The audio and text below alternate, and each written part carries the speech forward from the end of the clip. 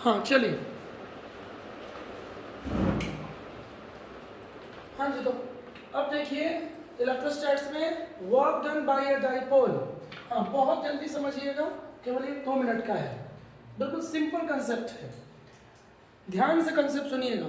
पूरे फिजिक्स में कहीं भी वर्क डन बोले डिराइव करो, फाइंड करो, या एनर्जी बोले, मैं आपको 11 से पढ़ा रहा हूँ, वर्क डन डिराइव करना हो या एनर्जी, आपको सबसे पहले क्या डिराइव करना पड़ेगा? Small work done. क्या डिराइव करना पड़ेगा? Small work done. ठीक, तो सबसे पहले हम फिगर बना लेते हैं। हाँ देखिए, यूनिफॉर्म इलेक्ट्रिक फील्ड की बात हो रही है। सो लाइंस क्या होंगी? फिगर बनाते चलेंगे जो लोग ऑनलाइन है। सेम फिगर होगा जो हमने कुछ देर पहले टॉर्क में पढ़ा था, ठीक है?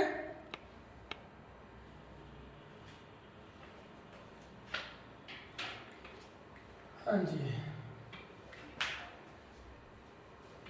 Dipole means pair of negative q and positive Q.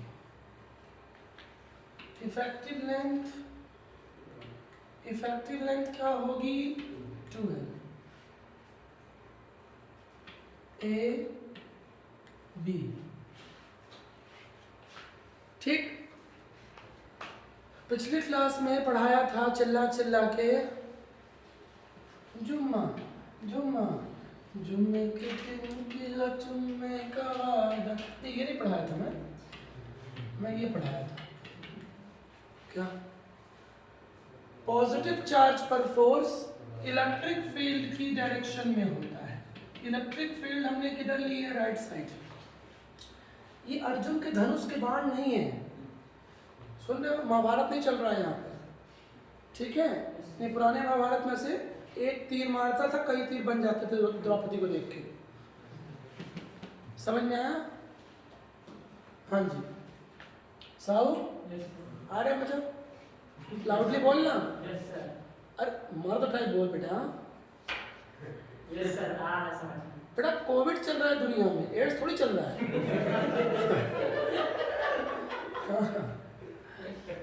आज कल किसी से पूछो क्या चल रहा है? कोविड। क्या चल रहा है? कोविड। कौन सा? पूरे 19, अब तो 21 है, अभी भी 19 ही चल रहा है। कुछ दिन में इस वायरस का नया स्ट्रेन आ जाएगा 2021, तो और दिक्कत। अभी उस वायरस की एज कितनी है? 19 ईयर ओल्ड है। तुम लोग की एज का ही है कुछ है ना, बचे रहना। चलो, हाँ तो फोर्स किधर है? क्लियर हो गया? पॉजिटिव पर electric force on positive charge along the direction of electric field, पढ़ा चुका हूँ। while force on negative charge opposite to the electric field, ठीक है? अब हमको वर्क डन फाइंड करना है। हम पिछली क्लास में क्या फाइंड कर चुके हैं? टॉर्क PE sin थीटा। क्लियर है साहू? Yes sir. फॉर्मूला याद हो गया? Yes sir. तुम लोग हर चीज में यस सर बोलते हो। अच्छा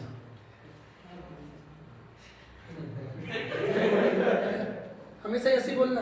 मजा आ रहा है? हाय मजा आ रहा है। अच्छा, सब ठीक है? Yes sir. तो मर्द नहीं हो? यस सर बोलना।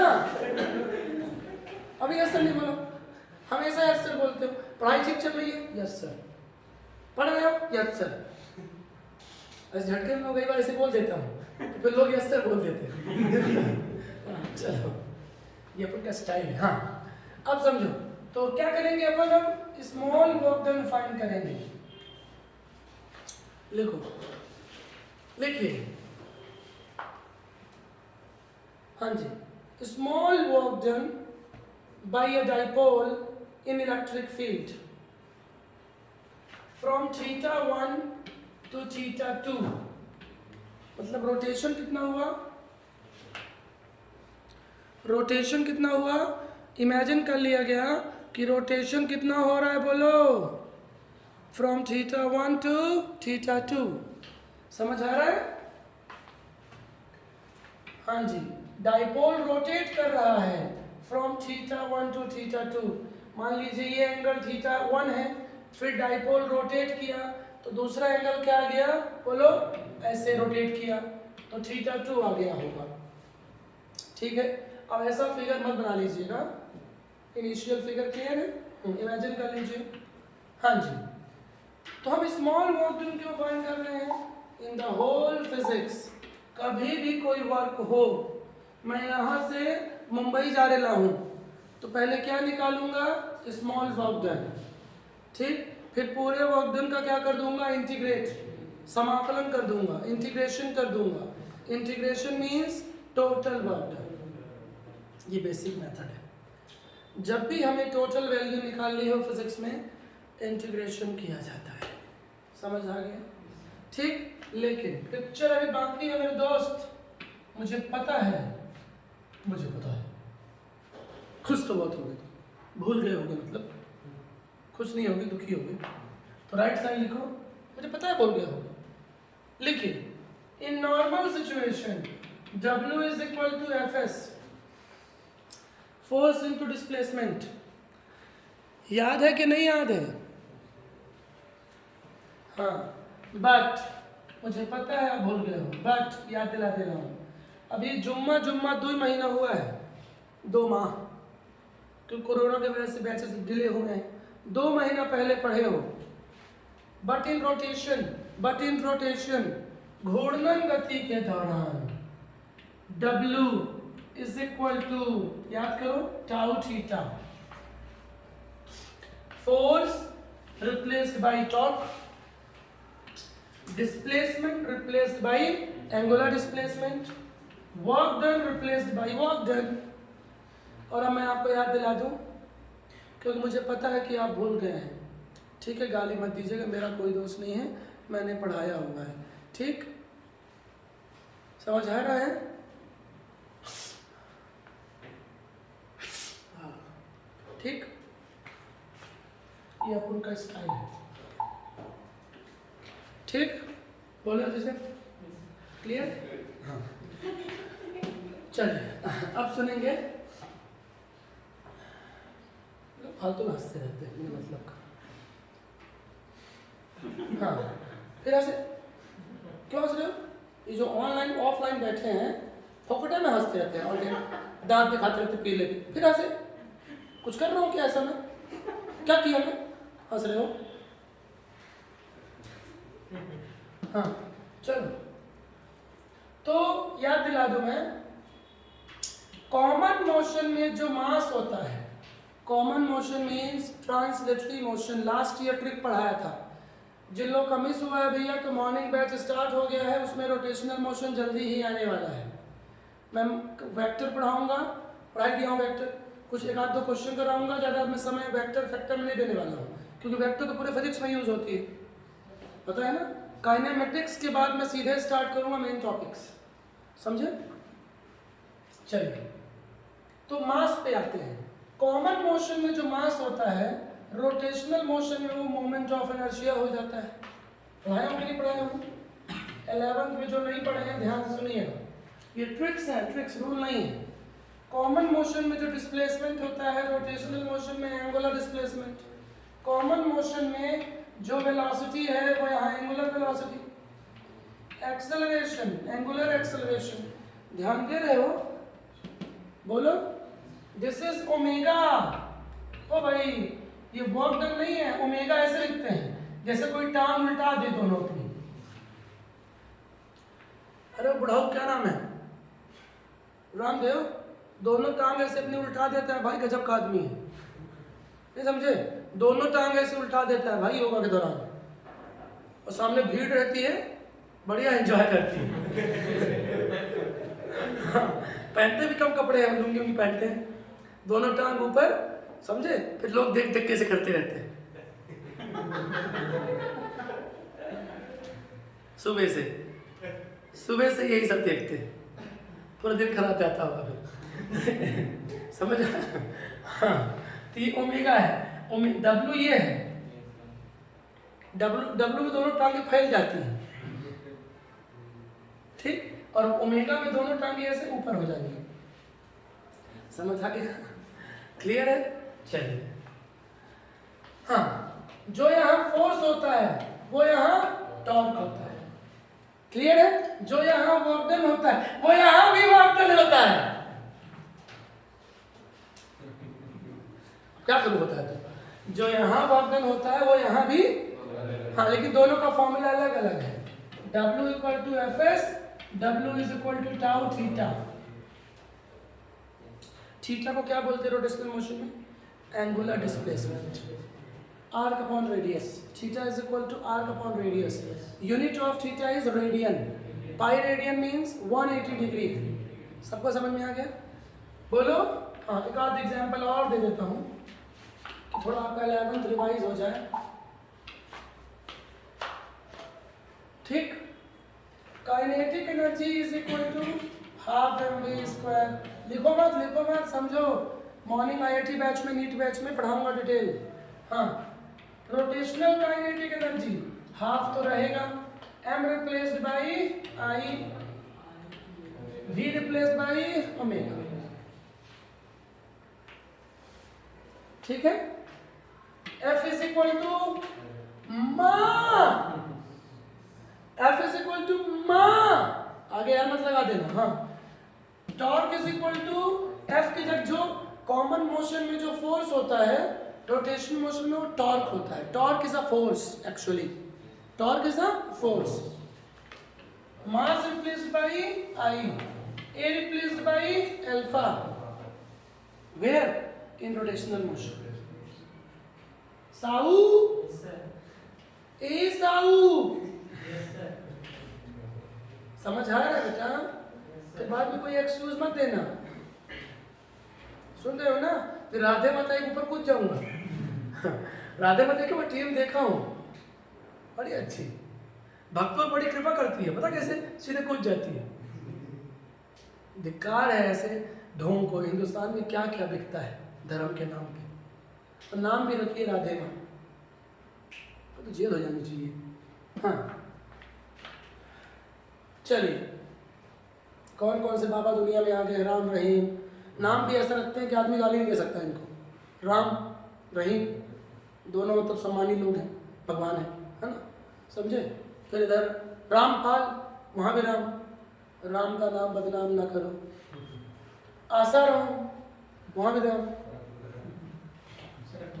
चलो, हाँ जी, तो F is equal to M A, torque is equal to I alpha. ठीक है, समझ आ गया? मतलब आपको सिर्फ क्या करना है? कंपेयर करना है। Force is equal to rate of change of momentum. So force में कौन आ जाएगा? Torque, dl by dt, where L is angular momentum। लिखो मत भाई, पढ़ाया हूँ last year. P is equal to mv, P linear momentum, रेखीय संवेग, angular momentum कोणीय संवेग, m replaced by I, 10वीं बार बता रहा हूँ 5 मिनट के अंदर। v replaced by omega, angular velocity। Omega का फॉर्मूला क्या होता है? 2 पाई n। n क्या है? फ्रीक्वेंसी। ठीक, और फ्रीक्वेंसी और टाइम हमेशा एक दूसरे के रेसिप्रोकल होते हैं। तो ओमेगा का फॉर्मूला बहुत छोटा सा है, छोटा सा formula, Chhotu 2 pi n, 2 pi by t। Sahu Yes, sir. घुस गया कंसेप्ट दिमाग में? Yes, sir. अरे बहुत घुसा के नहीं घुसा? ठीक से बोल, लाउडली बोल। सर कंसेप्ट घुस गया दिमाग में। हाँ, वेरी गुड। चलो, क्लियर हुआ? थोड़ी तुम वहां से पूछोगे ना उससे। अमन बाहर निकल गया बेटा। नहीं बेटा, तुम निकालने में तो माहिर ही हो, है ना? दिन में तो 4 बार तो जो पढ़ते हो वो निकालते ही रहते हो। बेटा ऐसा मत करो, घुसाओ, घुसाओ तो फिर निकालो मत, या तो घुसाओ ही मत, लेकिन घुसा के निकालना गलत बात है। समझ में आ रहा है बेटा? हाँ, ऐसा नहीं करने का। क्लियर है? चलिए, तो क्लियर हो गया भैया? वैसे तो फिर हजारों फॉर्मूले हैं रोटेशनल मोशन में। क्लियर है ना? इससे आगे नहीं बताऊंगा मैं। तो हमको यहाँ किसकी जरूरत है? जब भी रोटेशन मोशन बोल दे, W work done is equal to tau theta. किसी को डाउट है क्या? बोलो, जल्दी बोलो।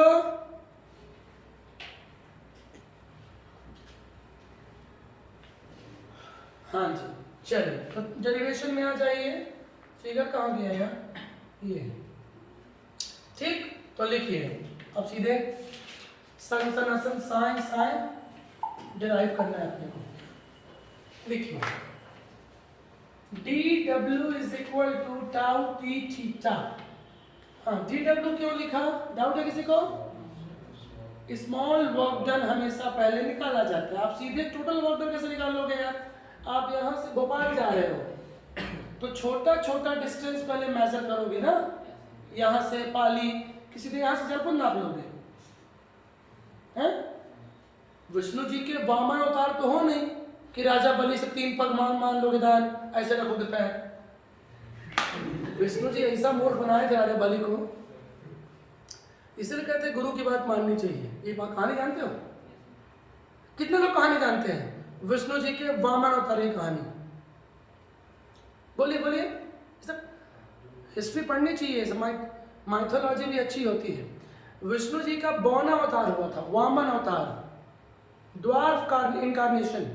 अंग्रेजी इतनी बुरी नहीं है अपनी। हाँ, तो उसमें क्या हुआ था बताओ? विष्णु जी का वामन अवतार हुआ था। राजा बलि था, प्रहलाद नाम सुने हो? जिनके नाम पे होलिका दहन होता है। प्रहलाद के वो शायद पोते थे, पोते, मैं तो भूल गया हूँ, बहुत समय हो गया, बचपन में देखे थे कहानी। ठीक है, तो प्रहलाद के पोते थे राजा बलि, और ये राक्षस कुल में पैदा हुए थे। प्रहलाद भी राक्षस कुल में पैदा हुए थे। राक्षस मतलब जानते हो क्या होता है? डकैत, गुंडा। राक्षस भी इंसान ही थे। वो टीवी में ऐसा दिखाता है कि 2 सींग है, 2 सींग नहीं थी एकदम इंसान है, समझे? वो टीवी सीरियल वाले एकता कपूर तो क्या पता क्या दिखा देगी। उसका सीरियल वो बनाई थी बीच में महाभारत, ऐसा मतलब धमाल मचाई थी महाभारत की, मतलब महाभारत को शर्मनाक बनाई थी, शर्मनाक। बंद करना पड़ा बीच में 1 महीने बाद। भीम लोगों को कपड़ा बनाना भूल गई थी वो, और भीम लोगों को गदा बस लिए थे, कपड़ा बनाना भूल गई थी, कपड़ा नहीं था फिर बंद करना पड़ा, विरोध हुआ। तो राजा जो बलि थे वो अच्छे राजा थे वैसे तो, प्रहलाद के पोते थे।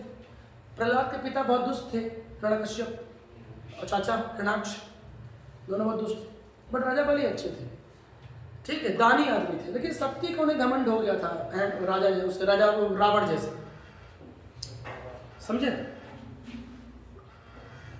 और जब अहंकार हो जाता है तो फिर तो पतन समीप ही होता है। चाहे वो राजा हो, चाहे प्रधानमंत्री हो, चाहे वो सीएम हो, चाहे वो नगर का वार्ड का मेंबर हो या नगर पालिका अध्यक्ष हो, पतन समीप होता है। ये कोई भी हो, हम आप में से कोई हो सकता है, ठीक है? तो राजा बलि बदले की भावना से काम करने लगे थे अपने गुरु के घर। शुक्राचार्य गुरु थे उनके। जो शुक्राचार्य थे, शुक्राचार्य वो गुरु थे, और राक्षसों को बुरी बात सिखाते थे, नहीं समझे? कि सबको गुलाम बना लो, सब पे राज करो, दुश्मनी बस। क्योंकि बृहस्पति देवताओं के गुरु थे, और वो बृहस्पति से ज़्यादा योग्य थे। एक्चुअली शुक्राचार्य थे योग्य, पर उनके अंदर क्या था? दुर्भावना थी, नहीं जलन। तो वामन अवतार हुआ, क्यों हुआ? राजा बलि को उनका लेवल दिखाने के लिए, मतलब उनका अहंकार तोड़ने के लिए। तो विष्णु जी 2 फुट के बन के आए थे, ऐसे छाता लिए। हे राजन, मुझे भिक्षा चाहिए राजन। और जब बड़ा सा यज्ञ कर रहे थे वो, देखना टीम देखना, विष्णु पुराण में बड़ा मजा आएगा। विष्णु पुराण मिल जाएगा यूट्यूब में, ठीक है? तो राजा बलि हंसते हैं, हाँ, बट वो महान दानी होते हैं, कर्ण से ही बड़े। कर्ण नाम सुने हो महाभारत में, और हरिश्चंद्र सतयुग में सुने होंगे, राजा राम के पूर्वज थे वो। और तीसरे कौन? बलि। बलि भले राक्षस कुल में था, बट महान दानी था। तो वो बोलता है कि ब्राह्मण देवता, पहले के लोग मतलब पंडितों का बहुत सम्मान करते थे, आजकल पंडित भी नहीं रह गए उस तरह के कि सम्मान हो। तो राजा बलि बोलते हैं कि मैं इतना बड़ा राजा हूँ, तीनों लोग का मालिक हूँ मैं, नहीं समझे? बहुत शक्तिशाली होते हैं वो, राजा बलि को कोई मार नहीं सकता था, नहीं समझे? इंद्र का जो सिंहासन होता है वो छीन लेते हैं शक्ति से, ठीक है? तो मैं तीनों लोगों का मालिक हूँ, आप मेरे से भिक्षा मांग रहे हो? तो बोलते हैं हाँ। तो बोलते कुछ बड़ा चीज़ मांगी, मेरे से राज्य मांग लीजिए कोई, ठीक? बोले नहीं, मेरे को सिर्फ 3 पग भूमि चाहिए, मतलब 3 कदम जमीन। वो छोटे से होते हैं, तो राजा बलि बड़ा हंसते हैं। अब आता है गुरु का रोल। शुक्राचार्य दिमाग से बहुत तेज होते हैं। ये कहते हैं ना, अकल बड़ी होती है, भैंस बड़ी नहीं होती, शक्ति बड़ी नहीं होती, अकल बड़ी होती है। शुक्राचार्य उनको यज्ञ कराते होते हैं, यज्ञ, नहीं समझे? और वो समझ जाते हैं अपने अंदर की शक्ति से कि ये कोई ना कोई छल है, नहीं समझे? तो बोलते नहीं, तुम यज्ञ करो, अपने गुरु को बोलते हैं, स्टूडेंट को, तुम उठोगे नहीं यहाँ से। तो वो बोलते हैं नहीं, मेरे से कोई दान मांगने आया है, मैं दान तो दूंगा। जैसे कर्ण था, कर्ण को सब कुछ पता था कि मेरी माँ मेरे से क्यों आई दान मांगने और इंद्र क्यों आए दान मांगने, फिर भी दान देते। महान लोग ऐसे ही होते हैं, समझे? तो राजा बलि उठ जाते हैं। उसके बाद शुक्राचार्य बार बोलते हैं कि इसको 3 पग भूमि मत दो, छल है, इसको बोलो कुछ और ले ले। तो राजा बलि इस मामले में बहुत महान थे, बोलते नहीं, मैं ऐसा कैसे कर सकता हूँ, जिसकी जो इच्छा है वो मांगेगा, मैं ऐसा कैसे बोलूँ कि तुम साइकिल ले लो मेरे से, तुम मेरे से कार ले लो, नहीं समझे? बड़े महान होते हैं। तो बोलते नहीं, आप मांगिए। तो फिर वो 2 पग में धरती आकाश पाताल तीनों नाप लेते हैं। अब वो विष्णु जी होते हैं, अपना साइज बड़ा कर देते हैं, और फिर वो जान जाते हैं राजा बलि कि विष्णु जी हैं, और विष्णु के भक्त भी होते हैं, वो प्रहलादी भक्त होते हैं उनके, ठीक है? तीसरे पग में अब विष्णु जी बोलते हैं कि राजन तुम्हारे पास कुछ नहीं बचा है, ठीक है? अब तीसरा पैर मैं कहाँ रखूं? तो तीसरा पग मैं नहीं रखता हूं, तो तुमने मुझे वचन दिया है कि तुम 3 पग भूमि दोगे, 3 कदम जमीन, तो तीसरा पैर मैं कहाँ रखूं? मैं 2 पैर में सब नाप लिया हूं, तुम्हारे पास कुछ नहीं बचा है, नहीं समझे? तो राजा बलि इतने विद्वान होते हैं, भैया विद्वान तो लोग होते थे पहले भी, तो बोलते ठीक है मैं सब कुछ हार, जैसे युधिष्ठिर सब कुछ हार जाते हैं जुए में, फिर पत्नी को लगा देते हैं। हालांकि गलत चीज़ थी वो, पत्नी उनकी बस नहीं थी वो। पहली बात तो पत्नी इस इंसान की कोई पूंजी नहीं होती है, नहीं समझे, कि दांव पे लगा दो। दूसरी बात, वो 5 पांडवों की पत्नी थी, तो युधिष्ठिर से यही गलती होती है। इसीलिए युधिष्ठिर जो है उन्होंने सिर्फ जीवन में एक पाप किया था, सत्यवादी थे, पता है ना? युधिष्ठिर क्या थे? धर्मराज थे, सिर्फ धर्म के खिलाफ कभी वो खड़े होते ही नहीं थे, नहीं समझे? लेकिन एक गलती उनसे हुई थी, क्या? कि उन्होंने द्रौपदी को दांव पे लगा दिया था दुर्योधन की बात में आके, नहीं समझे? बाद में आके पूछती है द्रौपदी, सुने हो राज्यसभा में, कि आपने मुझे दान पे लगाया कैसे? मैं तो 5 पांडवों की पत्नी हूँ, और फिर मैं कोई धन नहीं हूँ कि आप दांव पे लगा दो। आप राजपाट हार चुके थे, नहीं समझे? तो तीसरा पैर रखते हैं कहाँ को? राजा बलि के सर में। अब वो नीचे चले जाते हैं पाताल लोक में। फिर विष्णु जी उनको माफ कर देते हैं कि अब तुम यहीं रहो पाताल लोक में। क्यों कर दिए ऐसा? क्योंकि उनको अहंकार हो गया था बहुत, नहीं समझे? और लोगों का वो शोषण करना शुरू कर दिए थे। तो जब राजा शोषण करना शुरू करे तो उसके खिलाफ फिर पब्लिक को खड़े हो जाना चाहिए। हमारे जो वेद और शास्त्र है ना, पुराण, इन सब में हर चीज़ का मतलब जिसको सीखना है उसके लिए बहुत सारी चीज़ें हैं। क्या चीज़ गलत है, क्या चीज़ सही है, समझे? ये स्कूलों में पढ़ाई जानी चाहिए, समझे? तो राजा बलि ने जब शोषण करना शुरू कर दिया तो फिर उनके पास कुछ नहीं बचा, तो भगवान को स्वयं आना पड़ा। तो ऐसे ही ये सब चीज़ें देखनी चाहिए, ठीक है? चलो, तो dW is equal to torque into D theta. अब क्या करोगे? देखो, टोटल वर्क डन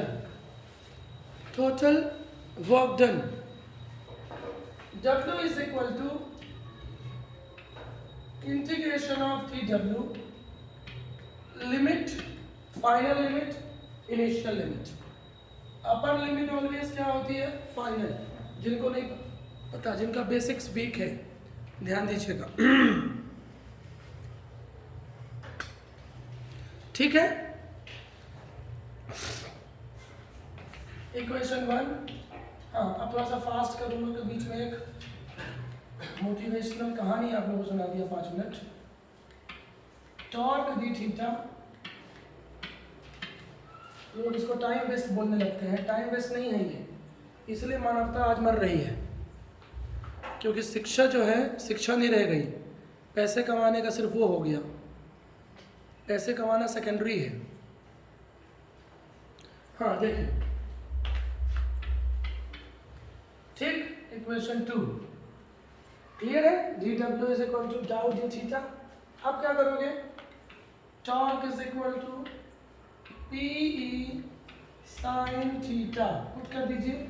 अब मैं सीधे कर दूंगा भैया, किसके रिस्पेक्ट में हो रहा है इंटीग्रेशन, डी थीटा के रिस्पेक्ट में, मतलब थीटा के रिस्पेक्ट में, तो सिर्फ साइन थीटा का इंटीग्रेशन होगा क्योंकि इसमें थीटा है। पी और ई क्या कहलाएंगे, इनवेरिएबल अचर राशि, बाहर आ जाएंगे। ठीक, ध्यान से सुनिएगा मैं क्या बोलूँ, थीटा के रिस्पेक्ट में हो रहा है तो थीटा के टर्म का ही इंटीग्रेशन होगा, एक्स के रिस्पेक्ट में होता तो एक्स के टर्म का होगा। साइन थीटा का इंटीग्रेशन क्या होता है बोलिए, माइनस कॉस, लिमिट अपनी जगह रहेगी, स्क्वायर ब्रैकेट लगा लीजिए, लार्ज ब्रैकेट, हाँ जी ठीक, इंटीग्रेशन हो चुका है इसलिए डी थीटा भी हटेगा और साइन थीटा भी हट जाएगा और सिंबल भी हट जाएगा। छोटी छोटी चीजें बता रहा हूँ।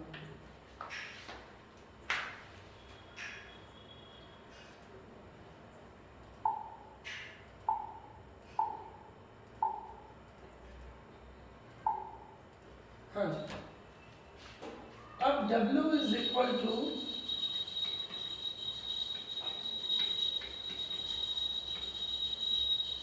माइनस को बाहर निकाल लीजिए। हाँ देखिए मैंने क्या किया, लिमिट सॉल्व करना बड़ा ही आसान है, अपर लिमिट आएगी फिर लोअर लिमिट आएगी और हमेशा दोनों के बीच में नेगेटिव होता है, ये मेथड है, मैथ्स की मेथड है ये, फिजिक्स की मेथड नहीं है ये। क्लियर है क्या?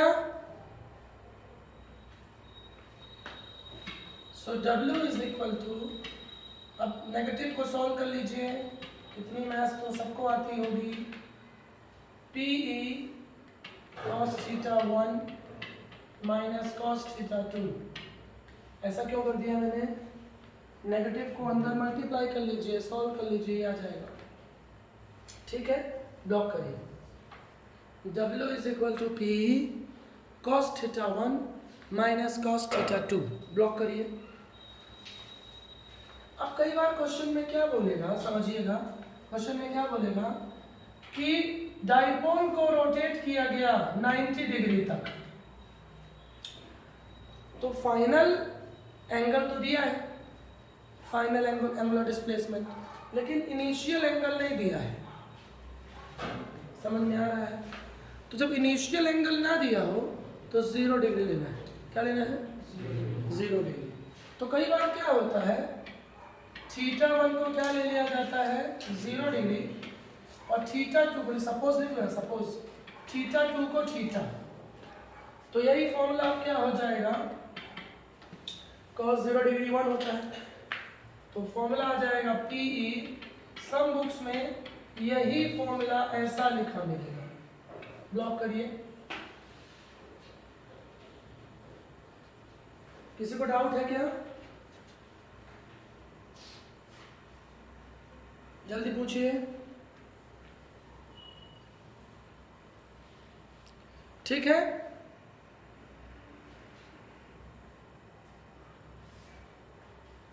हाँ जी, डाउट होना नहीं चाहिए। 1 मिनट, थोड़ा लेंस साफ कर रहा हूँ। हाँ जी, ठीक है। हाँ, अब बिल्कुल सेम डेरिवेशन, सेम कंसेप्ट है, इसी में पूछ लिया जाता है, हेडिंग करो, potential energy of an electric dipole, heading करो, पोटेंशियल एनर्जी। एक बार में थ्योरी को समझिए और दोबारा वो कंसेप्ट बनना चाहिए, समझ में आ रहा है? ये नहीं कि फिर से भूल जाओ, दोबारा ऐसा कंसेप्ट कहीं भी आए फिजिक्स में तो आपको बनना चाहिए। हाँ जी, सेम फिगर बना लीजिए, बनाना हो तो सेम फिगर। मैं 50 बार एक्सप्लेन नहीं करूँगा, कंसेप्ट सीखो। हमको फाइंड करना है पोटेंशियल एनर्जी, ठीक। तो मैंने आपको लास्ट ईयर से पढ़ाया है work energy theorem. Work always equals to energy, work always equals to energy. समझ आ रहा है? वर्क ऑलवेज इक्वल्स टू, हाँ जी। तो वर्क पहले डिराइव करिए और बाद में एनर्जी डिराइव हो ही जाएगी। क्यों? मोशन की बात करें क्वेश्चन में तो वो काइनेटिक एनर्जी होगी। यहाँ पे पोटेंशियल निकालना है, लिखिए पोटेंशियल एनर्जी। सेम मेथड में जल्दी खत्म कर दूंगा, वही मेथड है, टाइम वेस्ट नहीं। लिमिट वही है, θ1 से θ2। क्लियर है? सब कुछ वही है, दिख रहा है? टाइम वेस्ट नहीं करूंगा भैया। सॉल्व करने के बाद फिर से वही आएगा, P cos θ1। मुझे नहीं याद करना है फॉर्मूला, आप लोग को याद करना है, ठीक। पिक्चर अभी बाकी है मेरे दोस्त, इसको लिखिए पहले, खत्म नहीं हुआ है अभी। इक्वेशन 1 डिराइव करने के बाद ये आया था। नो, ध्यान नहीं है पढ़ाई में, ध्यान नहीं है पढ़ाई में नामदेव जी। cos θ1 पहले आएगा, cos θ2 पहले नहीं आएगा, पढ़ाया था मैंने। यदि बाहर नेगेटिव साइन लोगे तब यहाँ पे cos θ2 आएगा, कुछ देर पहले कराया हूँ मैं, समझे? बाहर नेगेटिव साइन लोगे तो नेगेटिव को अंदर सॉल्व करोगे ब्रैकेट के अंदर, देन पलट जाएगा वो। बायोलॉजी वालों की मैथ्स थोड़ा सा वीक होती है, ध्यान देंगे आप लोग, समझ रहे हो? बोलो हाँ जी। आप सुनेंगे, लिखिए लिखिएगा। हाँ जी, we know that work done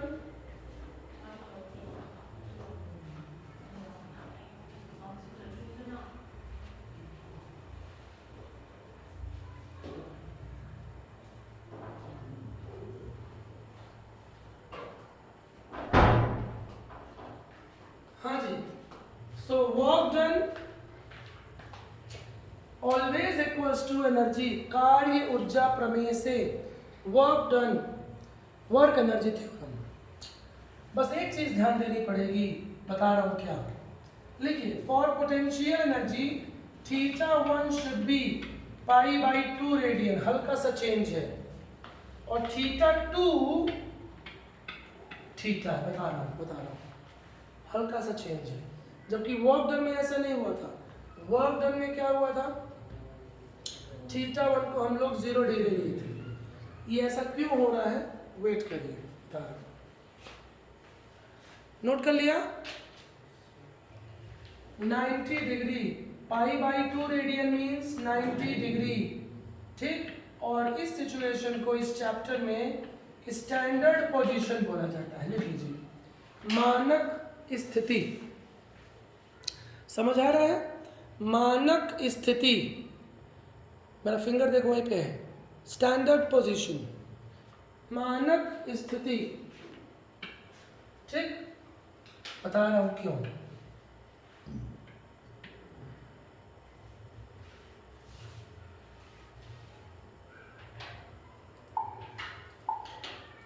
हाँ जी, समझेंगे। सो क्या होगा, U is equal to W PE cos 90 π/2, मतलब 90 cos theta. U is equal to W, या W मत लिखो, U is equal to PE cos 90 0 होता है, तो आंसर आएगा minus PE cos theta. cos 90 0 होता है, याद होना चाहिए। ये आ गया पोटेंशियल एनर्जी का फॉर्मूला, बट डिराइव कहाँ से हुआ है, वर्क डन से ही हुआ है। अब ये 90 डिग्री क्यों लिया गया है इनिशियल एंगल, ये कई लोगों का दिमाग में डाउट आता है, समझ रहे हो?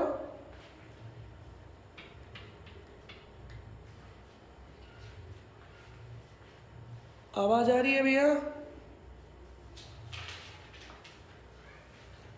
हाँ जी, बस 5 मिनट और लिखिए, बता रहा हूँ। Theta is equal to 90 degree if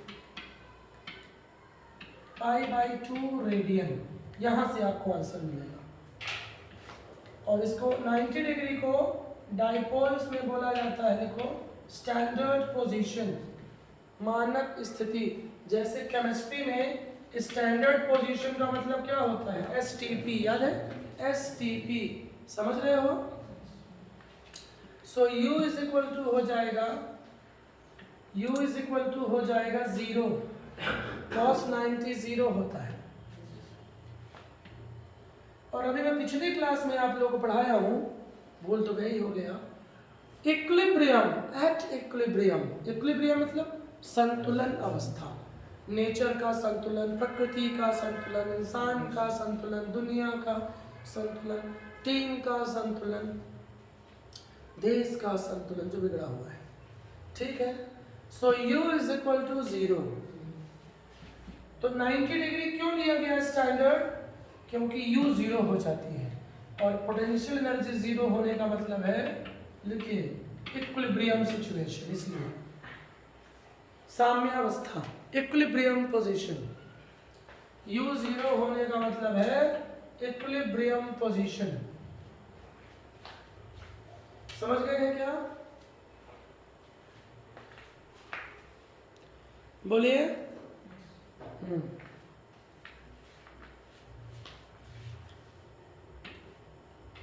point number 2 जल्दी करिए, खत्म है।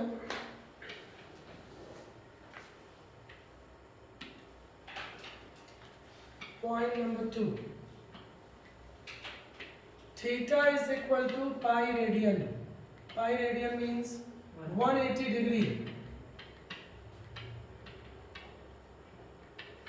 cos पाई होता है -1, तो आंसर आएगा पॉजिटिव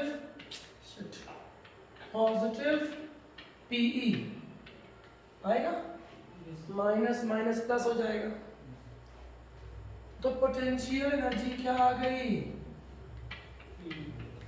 मतलब अनस्टेबल सिचुएशन, इक्विलिब्रियम नहीं है, संतुलन बिगड़ गया है, अनस्टेबल। इसके पहले ही मैंने आपको पढ़ाया है, पोटेंशियल एनर्जी पॉजिटिव होना मीन्स अनस्टेबल। लास्ट ईयर से पढ़ा रहा हूँ, atomic structure, bourse theory, chemistry, वहाँ भी पढ़ाया था, भूल गए होंगे। ग्रेविटेशन में भी पढ़ाया था लास्ट ईयर। एनर्जी नेगेटिव होनी चाहिए, पॉजिटिव होने का मतलब अनस्टेबल, ठीक है? क्लियर है? तो ये डाइपोल की, ध्यान रहे, ये डाइपोल की पोटेंशियल एनर्जी थी। इसके बाद हम पढ़ने वाले हैं पोटेंशियल एनर्जी ऑफ चार्जेस।